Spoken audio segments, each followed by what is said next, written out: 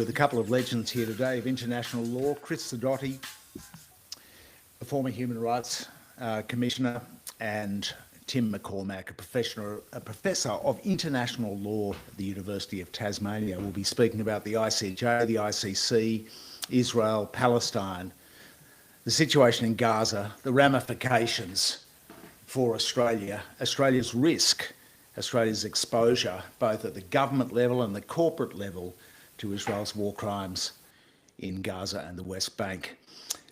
So just a brief introduction. Thank you very much for joining us. Just a brief introduction. Chris Sidoti is the Commissioner of the UN Inquiry into the Occupied Palestinian Territory. He's just recently stood down from that role, and he's been outspoken on the genocide and on the crisis in the Middle East. He's an Australian expert on international human rights, a lawyer and advocate, former Human Rights Commissioner, and a former Commissioner of the Australian Law Reform Commission. In fact, the biography of both these men is Homeric, so we won't go through them, or we expend the entire time on the YouTube live stream. But Tim McCormack is Professor of International Law, University of Tasmania, Fellow of the Australian Academy of Law. He is the former Special Advisor on War Crimes to the Prosecutor of the International Criminal Court in The Hague from 2010 to 2024, 14 years. So we'll be asking Tim about the position of the ICC and its arrest warrants and how far down the track they are, and of course the ICJ action against the government of Israel as well. Very important that I mention this, because both these men are basically kicking off a series of roadshows around Australia, town hall meetings, and we're going to put the links in the description to these, so if you're in Hobart or Melbourne or Sydney, you can come along and see them live and ask some questions live. It's important for Australian society too, which has been deeply affected by the conflict in the Middle East, by the genocide. So the links in the descriptions to the live town hall meetings and the roadshow will be on. It's called Australia, International Law and Armed Conflict. So thank you to both men for coming on the show.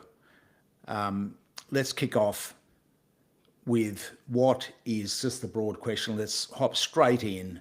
Chris Sidoti, what is Australia's risk, both government and corporate, to the genocide in Gaza by assisting at the government level and financing it or investing in it at the corporate level? Thanks, Michael, and thanks very much for inviting me to participate today alongside Tim. The question is not merely genocide, but also war crimes and crimes against humanity. Our UN Commission of Inquiry has been looking closely at the situation in Palestine and Israel for 4 years now, and we focus particularly on the situation in Gaza for the last 2 years, since the events of 7 October 2023. And in a series of reports, 8 in all, we found war crimes, crimes against humanity, and most recently, based upon all of our earlier findings, the crime of genocide. So these are our views as a commission, mandated by the UN Human Rights Council to investigate, to form factual conclusions, and to apply the law to it. And that's exactly what we've done. Now for individual states like Australia, and also for the private sector, we have notice, they are on notice, that a commission of inquiry has found war crimes, crimes against humanity, and the crime of genocide, and they have a responsibility arising from that. So far as Australia is concerned, the responsibilities fall into a number of categories, both active and passive, or positive and negative. Actively, positively, there is an obligation to act to prevent genocide. Now, I know that the Prime Minister and the Foreign Minister have said that genocide is to be determined by the International Court of Justice. I don't agree with their view that they can't talk about the subject until then, but even if I accept their view,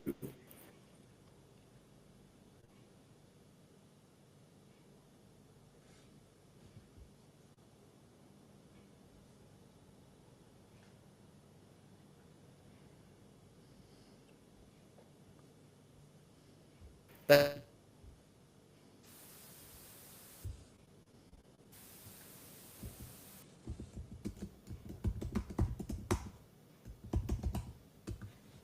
entirely different legal question from the obligation under the genocide.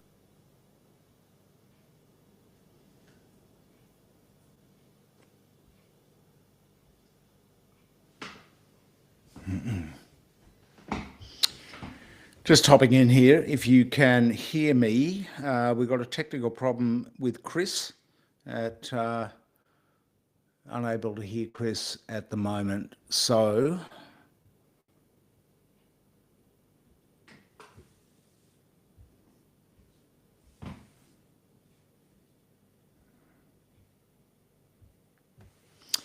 if you can hear me, let's go to Tim. Tim, sure. Where are we? Tim, you were with the ICC for 14 years until 2023-24. Where are they up to now on this? Well, as we all know, because it's been the subject of significant coverage, the ICC judges issued arrest warrants against Benjamin Netanyahu and Yoav Gallant, the former defence minister, and also against the three Hamas leaders who are all now dead, Yahya Sinwar, Mohammed Dief, and Ismail Haniyeh, and Israel's killed all three of them. So those arrest warrants are over because the ICC doesn't proceed with trial, any trial proceedings in the absence of the physical absence of the accused, and certainly not posthumously. So right now, the only two arrest warrants that have been issued in respect of the Palestine situation are against the incumbent Prime Minister and the former Defence Minister of Israel. The investigation is ongoing. I'm not party to it anymore, and if I was, I wouldn't be talking to you about it. But I assume that additional arrest warrants will happen, and possibly against other Israeli leaders as well as against other Hamas or Palestinian leaders. Is there a bit of a slow process? Because some of the guys in Israel, Ben Gvir and Smotrich and some of the Israeli leadership make blatant and continuous genocidal or statements which, let's give them the benefit of the doubt, sound a bit genocidal. They're very much in favour of continual illegal settlements in the West Bank and the crackdown, and they talk about Greater Israel a bit, these sort of things. What's holding the thing up with sort of arrest warrants for these guys? How does the process work? Well, the prosecutor's office undertakes an extensive investigation. The threshold test for the issuance of an arrest warrant is actually quite low. The prosecutor's onus is to establish reasonable grounds for believing that these accused individuals are criminally responsible for these Rome Statute offences. So if all you're trying to do is meet that minimum threshold, then of course that ought to come fairly quickly. But there is a more substantial threshold at a pre-trial stage. After an accused has been arrested and taken into custody and physically transferred to the ICC in The Hague, then there is a pre-trial hearing which is called confirmation of charges. And the standard there is substantial grounds for believing that these individual accused are criminally responsible for these Rome Statute offences. And what the prosecutor's office always tries to do is satisfy that higher threshold standard before they apply for arrest warrants to be issued, in case an individual accused is arrested and handed over very quickly. I mean, in the case of both Vladimir Putin and Benjamin Netanyahu, it doesn't look like the arrests and transfer are happening anytime soon, certainly not in the short to medium term. But still, the office of the prosecutor wants to meet that higher standard in the amount of evidence that's been gathered, the intelligence information, the satellite information, the witness testimony.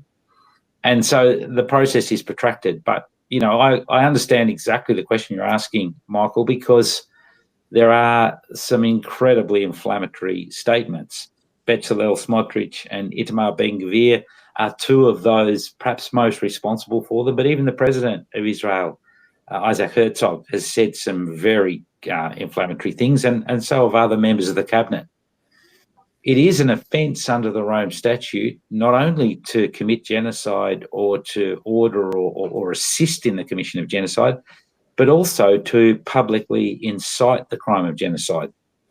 We certainly saw individuals in the Rwandan genocide in the aftermath of 1994 charged with and convicted of the crime of public incitement. And in that particular situation, there were public radio broadcasts calling for the killing of the Tutsi cockroaches, and Hutus responded to that media call. So for me, there ought to be some arrest warrants issued in respect of the specific offence of incitement to commit genocide. But I can't give you the answer about why that's not happening because I'm not involved. And if I was involved, I wouldn't be able to tell you anyway. No, I get that. So do you think, given America's rejection of the ICC and ICJ, I mean, is international law itself really at a crisis point here?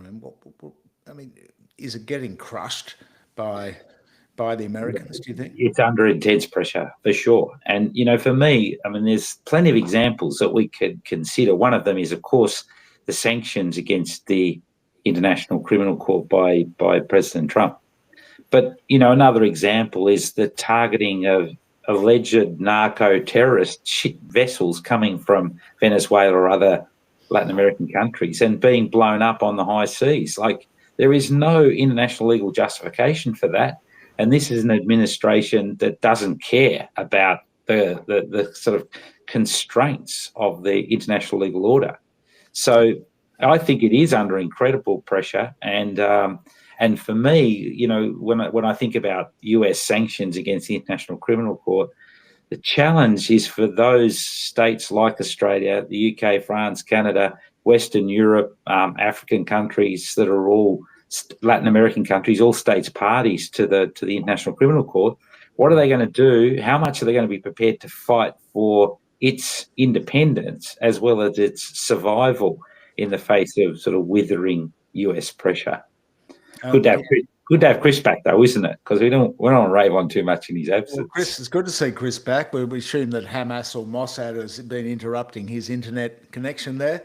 But Chris, we're just on the issue here of is this going to crush international law, America's rejection of the ICC, ICJ, and where are we up to with the international law? I mean, could it all just fall apart? I mean, we know in Australia that there's so many institutions, private, and so many governments that aren't really adhering to international law. There's statements which UN General Principles on Business, etc., which they've themselves signed up to as part of their human rights programs. They seem to be, we've done stories about it, seem to be in flagrant disregard of all that. Is it going to become passé, or is it going to make a comeback?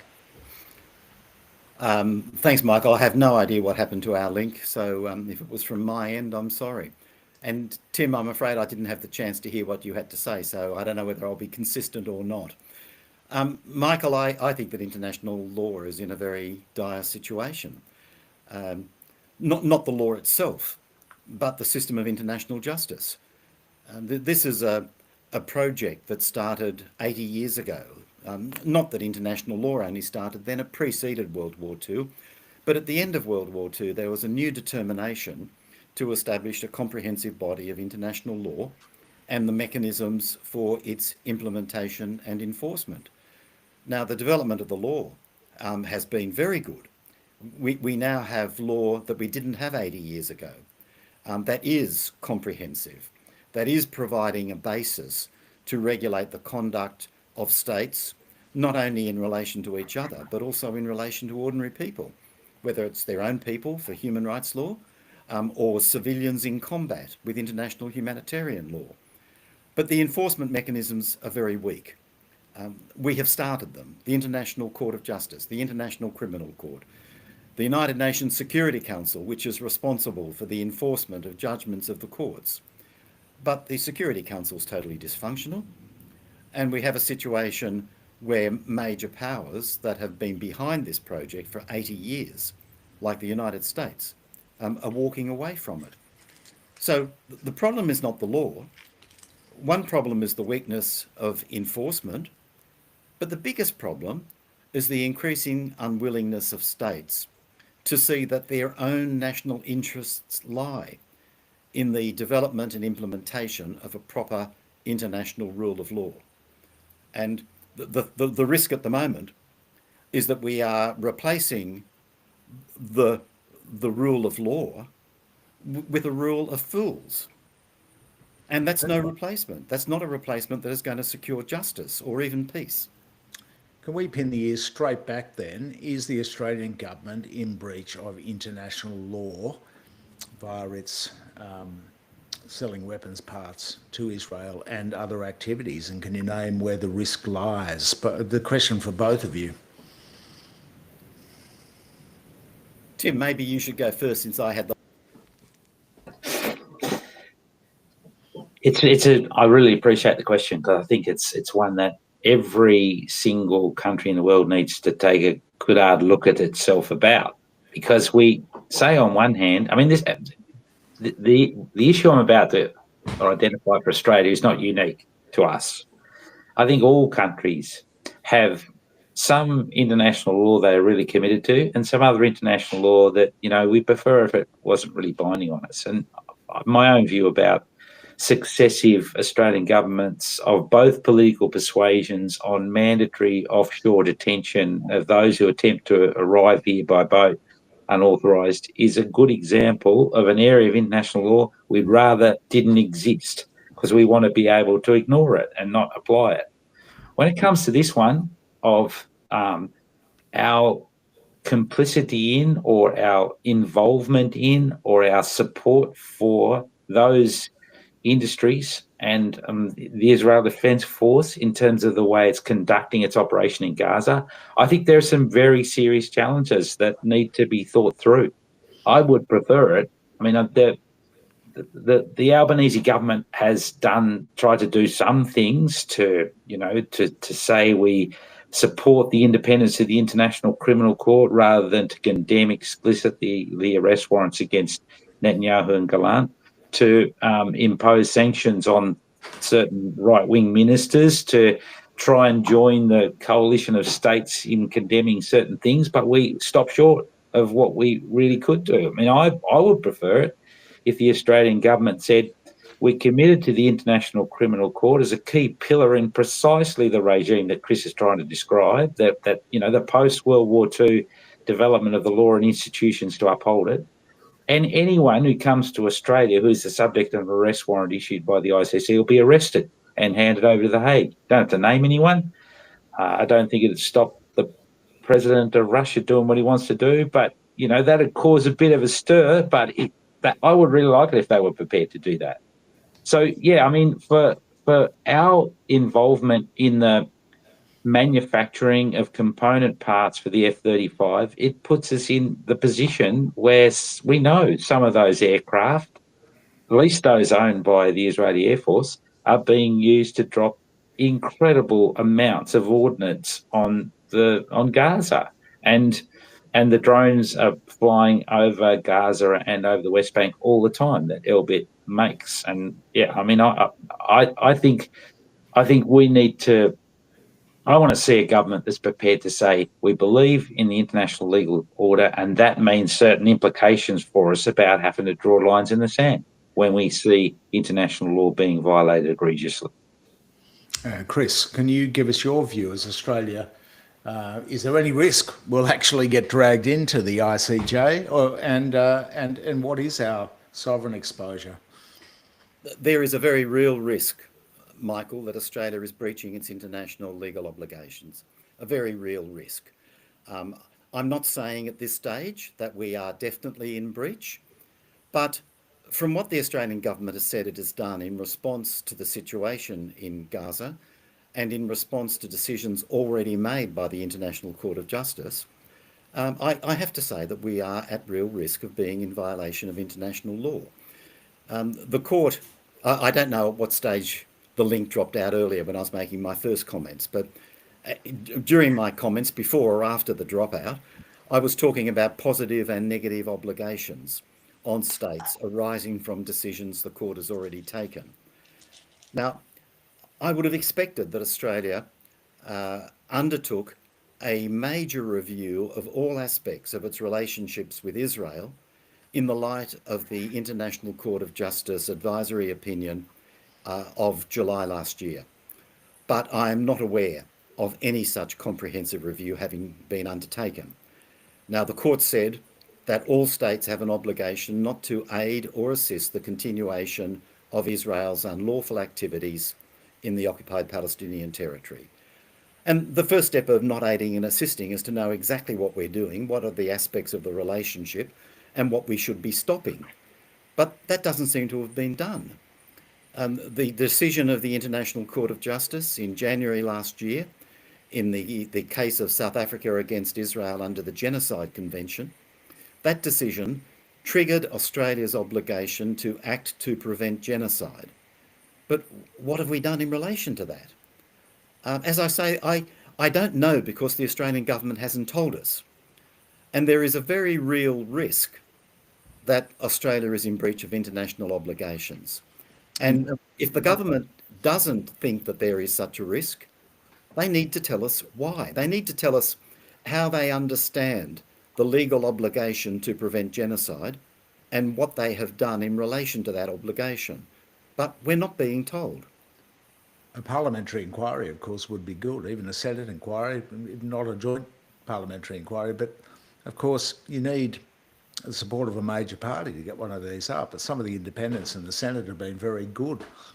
But the Liberal and Labor parties, both of them, seem to be curtailed by their loyalties to Israel. And there's no... So what can we actually do? Because, I mean, I get feedback every day from so many concerned people because, of course, the Israel lobby in this country, and I think it's foreign interference personally, they've changed the laws of this country. They've suppressed university freedom of speech.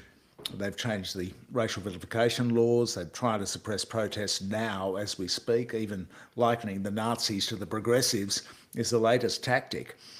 You know, what can people actually do to, you know, the politicians seem like deer stuck in the headlights, you know, unable to move because they're too scared of the Israel lobby and being called anti-Semitic. What can people do to, I mean, I'm hoping your roadshow, and just to give it another plug, the International Law Roadshow, which is going to be in Sydney, Hobart and Melbourne, will bring greater awareness that this is a real exposure for Australia and we are failing our international law obligations, but what can the ordinary Joe Blow do? Well, Michael, can I just first say that, you know, I don't talk of an Israel lobby, and I don't identify an Israel lobby as such. Certainly, I see the Israeli government being extremely vocal in defending itself in defiance of the facts, and I see advocates for the state of Israel, many of whom are no more than spokespersons for the Israeli government, also defending the state of Israel come what may. Now, this is very much an ideological commitment more than anything else, and let's call it for what it is. It is an ideological defence of the state of Israel, notwithstanding the facts and the law. And that is of significant concern, not only here, but around the world. There are things that ordinary Australians can and should be doing. You know, at one level, we're all citizens in this country. And if governments, for whatever political reasons, are not willing to act, they need to be placed under pressure from ordinary citizens who, after all, decide who their representatives are, elect the government and can dismiss the government. We need to see this and present it to the government as a priority and not as an optional extra. And the priority is a general one, to respect and support the enforcement of international law in all situations, including this one. There are also, though, acts that individuals can take. We've seen many examples in the past where Australian foreign policy has been affected by the acts of individuals, not just because of their political support or opposition, but because of their own actions, whether it's decisions as to what they buy and what they don't buy and where they go for holidays, and how they try to assert a proper morally based, legally based position in public discourse and in private discourse as well. So these are things that individuals can do. In the current context, the way in which we invest our money and what the companies that we invest in do are critical issues that need to be examined at the moment. We as individual Australians should not be investing in companies that have any relationship to the Israeli defence industry, or the defence forces, or the continuation of the occupation, or the continuation of the settlements. These are actions that can arise from clearly articulated legal provisions internationally. Well, if I could draw you out on that, because it's quite plausible, from what I'm seeing, that millions of Australians are unwittingly helping to finance the war crimes in the occupied territories. And I say that because when we looked at Australian Super, for instance, we look at the Future Fund owns shares in Elbit Systems, whose weapons are used to, in war crimes. There's Raphael, the super funds in Australia are invested through this MSCI sort of global index thing into they drop a certain proportion of their members' money into this MSCI. So it's quite innocent in one way, and I think people can ring up their funds and say, please take me out. I've had people, we broke a couple of stories a few months ago, and people rang up and said, yeah, I'm an investor here.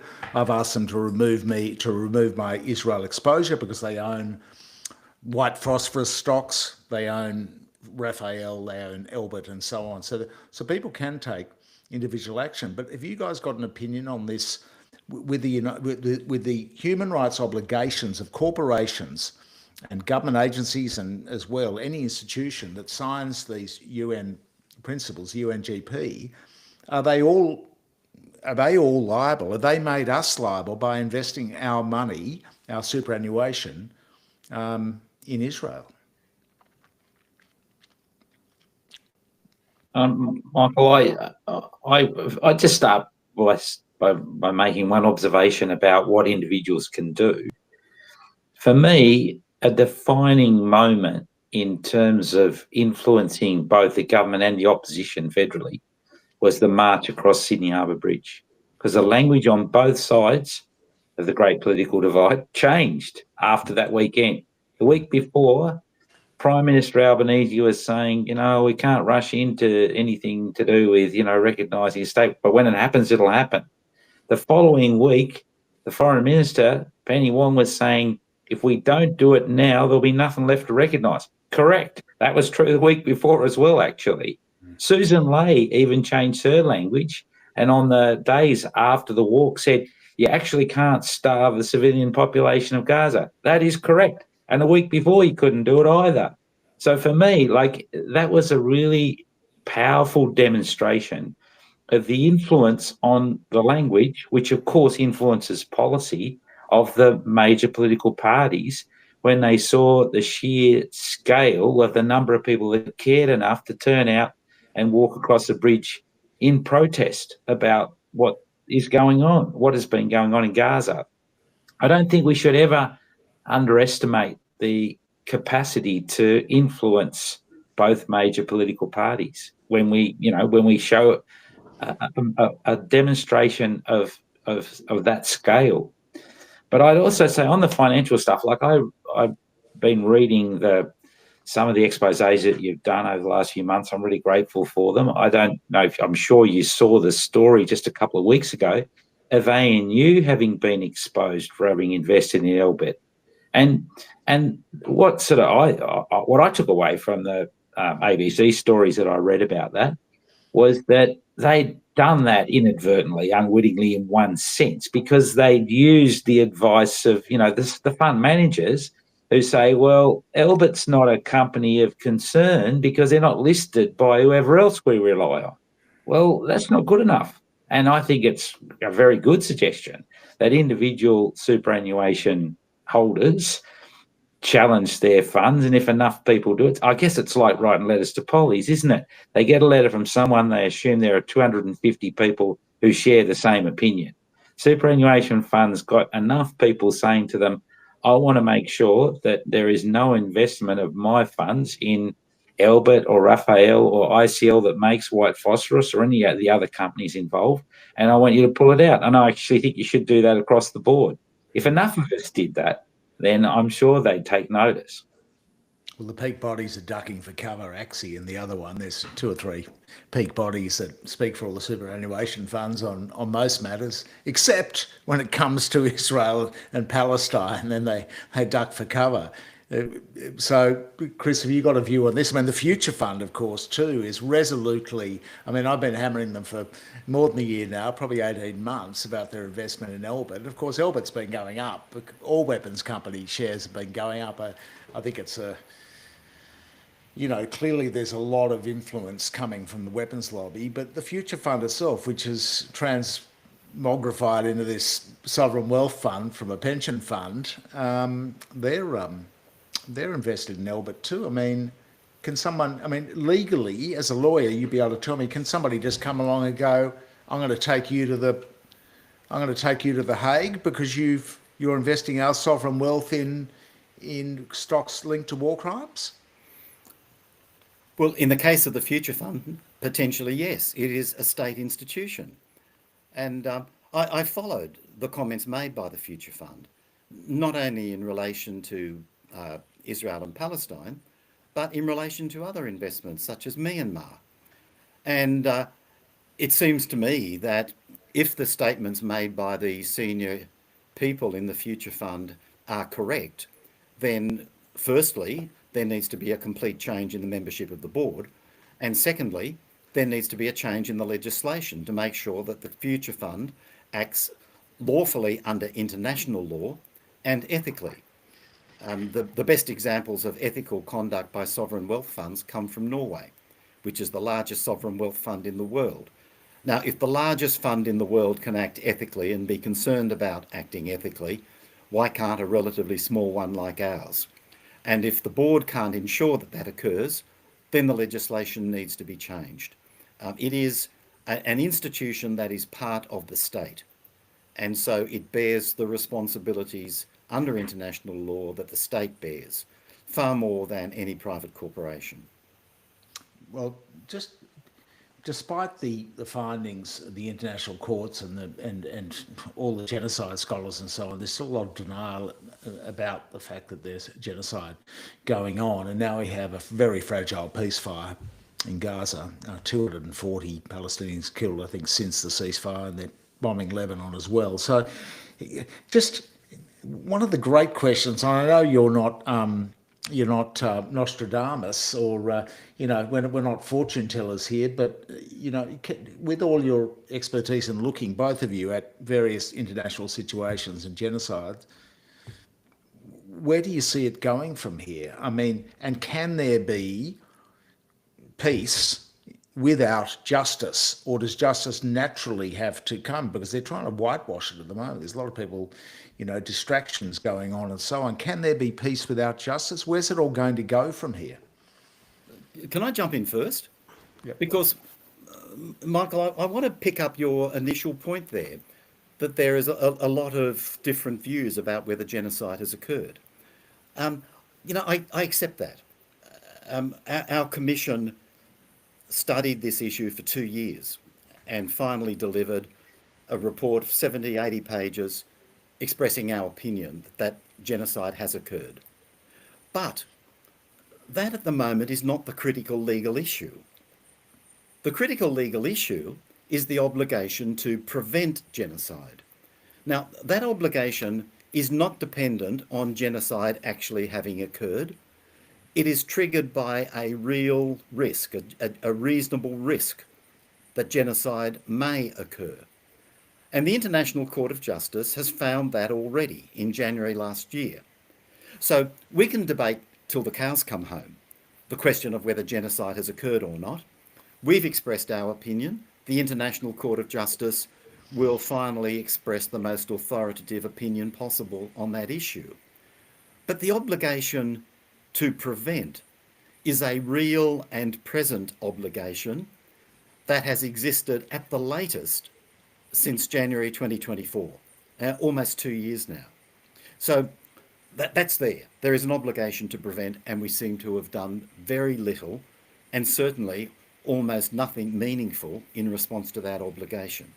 That to me is the critical legal point. What would you guys both do if you were PM with no influence as lawyers and experts in this area? If you had to you had to de-risk yourself right now as the government of Australia, do you recall, I mean, what measures do you actually take, concrete measures? Do you recall your ambassador from Tel Aviv? Do you expel the Israel ambassador? Do you stop selling weapons parts? What are the concrete measures the government should be taking in your view? Breaking off diplomatic relations is a really interesting proposal. And I actually have a mate in the foreign ministry of Israel who told me just a few months ago that they were planning for that sort of scenario, that states might actually say, this is so outrageous what's going on in Gaza that we're actually going to suspend diplomatic relations, going to recall our ambassadors, and even if it's just suspend rather than terminate, but suspend diplomatic relations. That hasn't happened. No one's done that. So, for me, the contemplation by the Israeli Foreign Ministry of the possibility that could occur, maybe that was the worst case scenario planning for them, I don't know, but they probably expected significantly worse reactions or more severe reactions than have happened, and perhaps that's partly explicable by the Trump administration being so protective of the bilateral relationship, and a lot of countries like Australia trying to think about what are the bilateral implications in our relationship with the US if we really go hard on Israel. But I think, your question, so in terms of Chris's comments, I absolutely agree with him. The critical legal question actually is not, is it genocide or isn't it genocide? Because in the end, the answer to that question doesn't change anything on the ground in terms of the reality for what the people of the civilian population of Gaza are experiencing, which is horrendous, an obliteration of the place. So, in some ways, what does it matter really, except that the ICJ's ruling, the International Court of Justice, the World Court, the principal judicial organ, the principal court of the United Nations organization, said there's a serious or a plausible risk of genocide, and as a consequence of that, we have to impose certain orders on Israel to prevent irreparable damage which may actually result in genocide occurring. They didn't just do it once. January 2024 was the first time, but in March 2024 and again in May 2024, they said that because Israel's refused to abide by the orders, we now actually need to order additional measures, including in May 2024, Israel has to allow any investigative body in to check out the crimes happening, the alleged crimes going on the ground in Gaza. War crimes, crimes against humanity and genocide, as Chris rightly said. So I'm endorsing what he's saying, but I also want to just add about, in response to your question about peace and justice, can you have peace without justice? Which comes first? You've got to wait till the shooting stops probably before you can impose a sort of justice system. But we have the international community has so many examples of situations around the world where there has been no or very little accountability for egregious atrocities perpetrated on the local population, and those societies are unable to rebuild themselves in the absence of accountability. This whole proposition, established in 1945 through to 1948 with the Nuremberg and Tokyo war crimes trials in the aftermath of World War II, was absolutely part of the fundamental pillars of this new system we're all committing to at the end of the Second World War. The UN was fundamental to it, but so was the concept of individual criminal responsibility for violations of this body of law. It took a bloody long time, 45 years after the Tokyo judgment was handed down in 1948, for the UN Security Council to establish the International Criminal Tribunal for the former Yugoslavia, then Rwanda, seen a proliferation of other tribunals for specific conflicts, and for the first time in the history of humanity, a permanent international criminal court. Well, I mean, either that institution is ahead of its time and it's going to wither on the vine for lack of political support, perhaps not unlike the League of Nations did in its establishment after World War One and its demonstrative failure to prevent the outbreak of World War Two, or the states that have signed up to it are going to fight for it because they know what's the alternative. We revert back, as we did from 1948 through to 1993, to this period of impunity for atrocity. You know, the Idi Amins and the Nicolae Ceausescu's and Pol Pot's and Augusto Pinochet, just to be geographically equitable, you know, they just get away with it. Is that what we're going to tolerate? Is that what we want for ourselves and for next generations? I hope not, but yeah, I can't say with my hand on my heart that's not a possibility. Yeah, thanks, Tim. Chris? Michael, just picking up with your question about withdrawal of ambassadors and Tim's response to that. I, in fact, haven't called for the withdrawal of the Australian ambassador, although I could see very good reason why he should be asked to come back home for consultations in the standard form to get an on the spot assessment. But what is an absolute no-brainer is that we should close our Defence and Trade Office in Jerusalem. There is an office there established by the Australian government, part of the Australian diplomatic and trade initiatives, established for the specific purpose of promoting defence cooperation and increased trade between Australia and Israel. Now, under the current circumstances, to have that office still in Jerusalem and still operating, particularly promoting defence cooperation, is nothing short of scandalous. It is absolutely scandalous that under these circumstances, we are promoting defence cooperation between Australia and Israel. And similarly, in relation not to the export of arms, but to the arms trade generally. The Australian government is hiding behind the fact that for 5 years, it has had a prohibition on the export of arms and munitions to Israel. Good, a good initiative. I can only applaud it. But there is an arms trade relationship with Israel that is more extensive than simply the export of arms and munitions. We have all this defence cooperation. We are purchasing materials, sometimes dual-use items, from Israel, particularly in the area of surveillance and particularly in relation to Elbit, the largest Israeli arms manufacturer and supplier. And when we buy drones or surveillance technology from Elbit, we are in fact funding research and development of the Israeli armaments industry, and in particular, the development of surveillance technology that is used against Palestinians. There is no excuse whatsoever for any form of arms trade between Australia and Israel. Now, those two initiatives, closing the Defence and Trade Office, really ending the arms trade, are two very simple, straightforward initiatives that are not about ending diplomatic relations or closing embassies or anything like that, but they are, as I say, simply no-brainers about the way in which we should be approaching this situation in accordance with international law. And that's my reference point all the time. I'm not talking about making decisions of what everybody else is doing. I'm talking about Australia meeting its international legal obligations. That's all. So can you see, I mean, somebody just bobbed up on the screen, one of the audience commentating, what about America? It's all America. Al, obviously, you'd be speaking from a legal rather than diplomatic point of view, both of you, but America's culpability in this is enormous given their huge financing over the past 2 years of the IDF. And in fact, it wouldn't probably be happening without American support.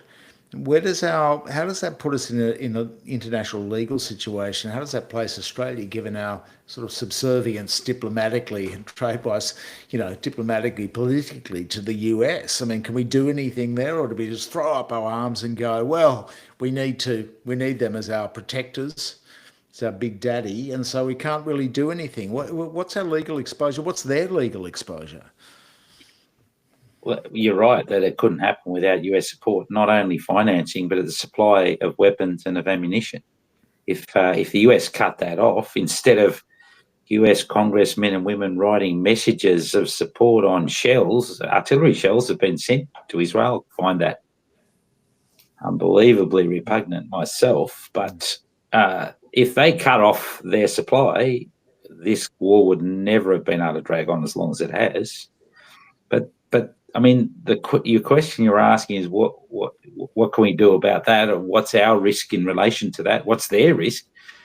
I mean, the US, this administration, it's not only this administration actually, the Biden administration also were so supportive of Israel, and there was very little criticism of the manner in which this government has prosecuted the war in Gaza, by them as well as by the Trump administration.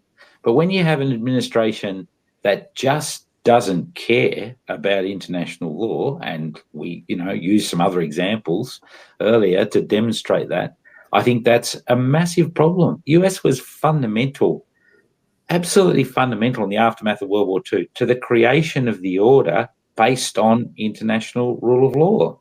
And for now for the US to be one of the most significant underminers of that system, to me, it's just absolutely tragic, as well as a shocking thing. Imagine just for a minute in the South China Sea, if you were a Vietnamese or a Filipino or an Indonesian fisherman, and the Chinese started to bomb the shit out of fishing vessels anywhere in the South China Sea because they were entering what China claims sovereignty over its whole water space. Imagine that. And what will we say is, in the West, we say that's outrageous, that's a violation of international law. How can you possibly do that? Well, isn't that what's going on in the Caribbean when the US decides, this administration decides, if we term them narco-terrorists, they're fair game. We can target them. We can blow them out of the water. Doesn't matter how many people on board or who they are. We'll kill them all. Whoa.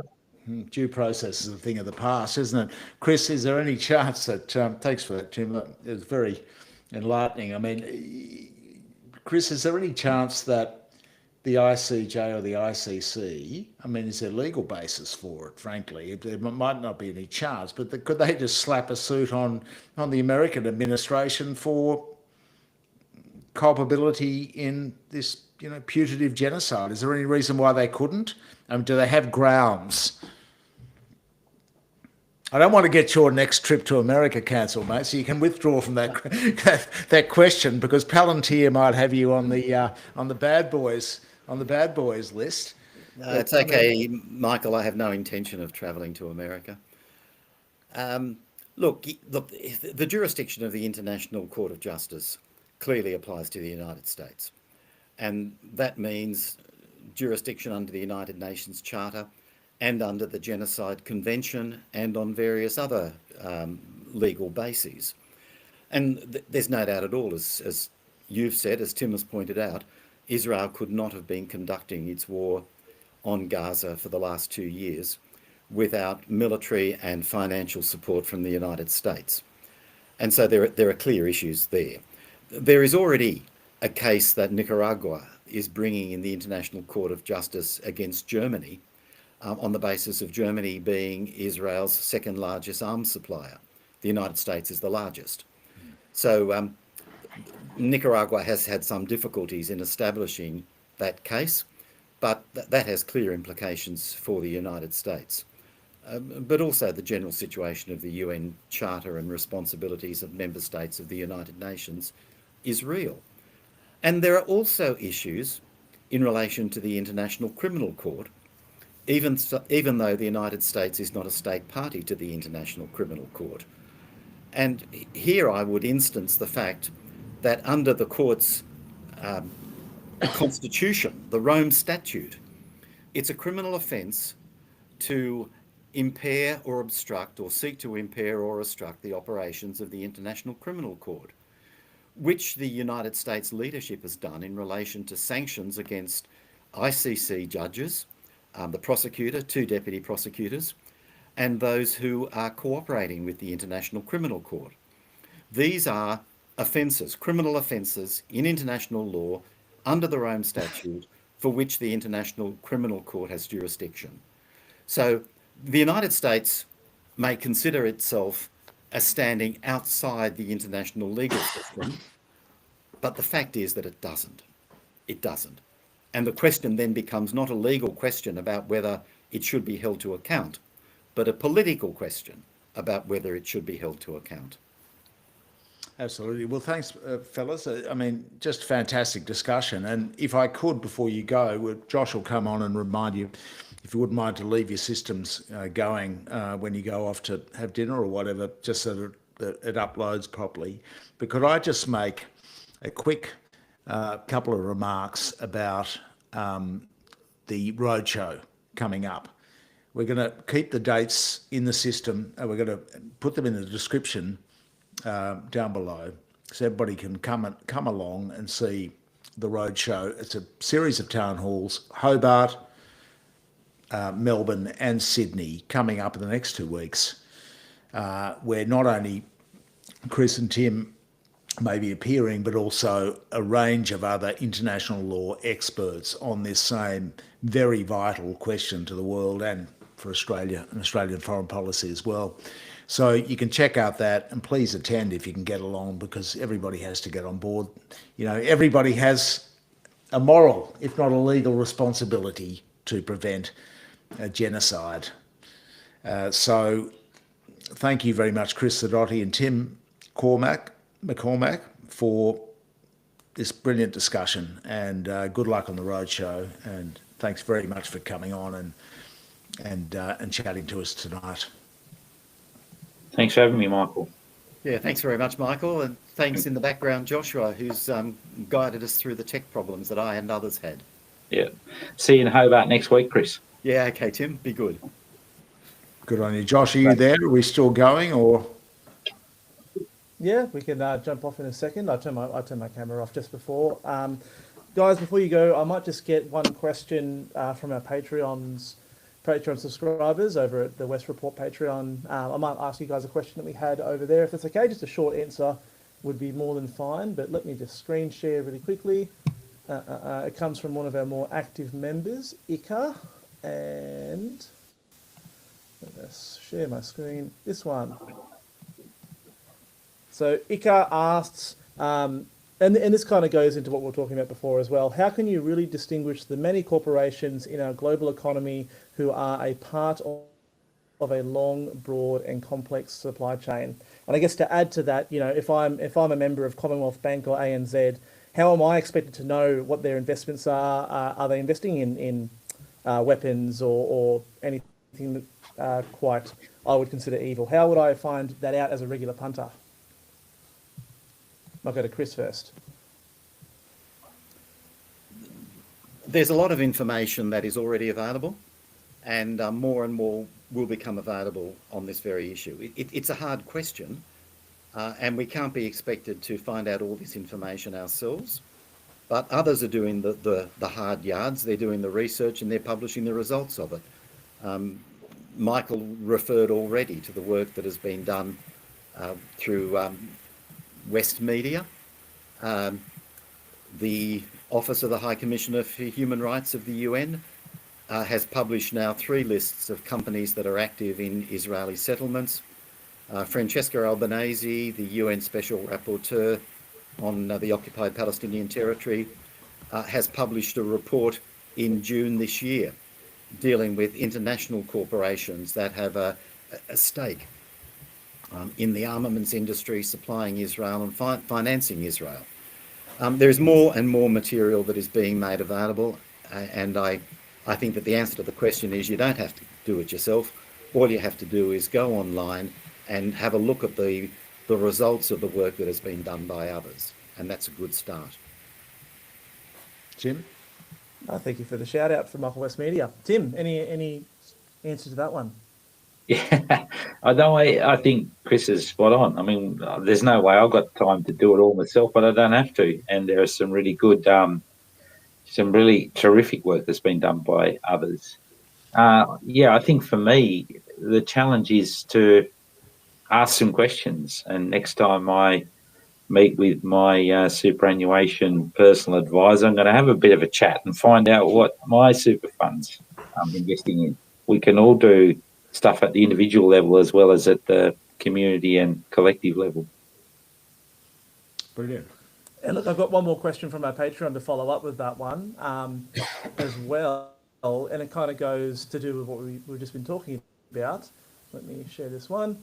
Why are the banks never held accountable for any of their reprehensible behaviour? Is there any mechanisms for these institutions to be held accountable? Tim, we might start with you with that one. Well, the Banking Royal Commission had some things to say about reprehensible behaviour, especially during the global financial crisis.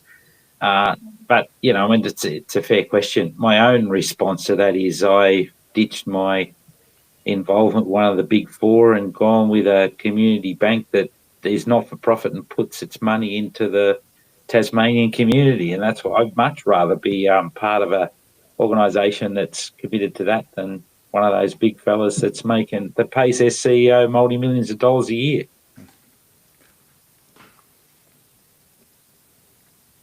Thanks for Sounds that. good. Chris, Fair enough. Yeah, my response is quite brief. That there are already legal structures for them to be held accountable, but they're too big and too powerful.